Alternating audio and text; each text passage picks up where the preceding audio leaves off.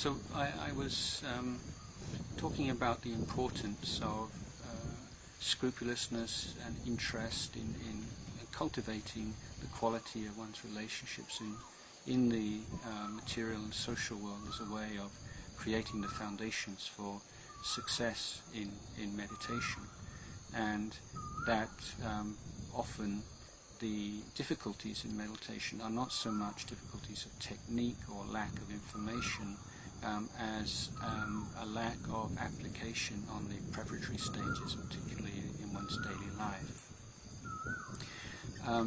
Sila and the training of conduct is something that has to be taken upon skillfully and also with enthusiasm and interest. It's not something that is imposed upon you from outside. It has to be seen as a kind of training.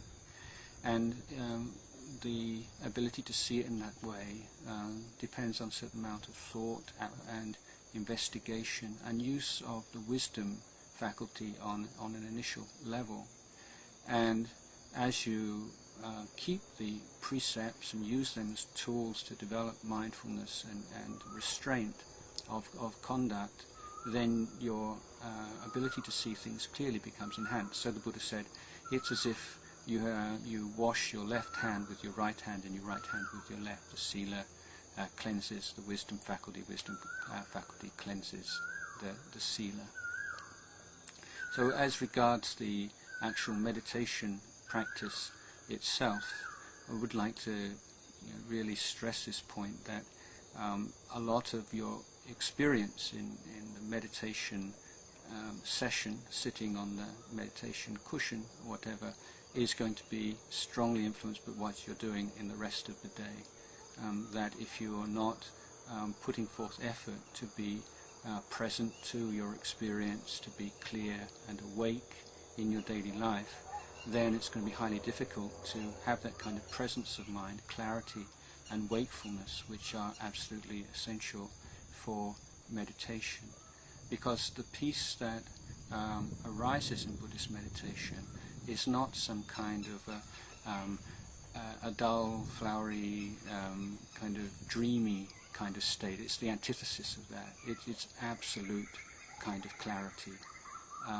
It's not staring at a meditation object. It's learning to be with a meditation object. And if you can find a way of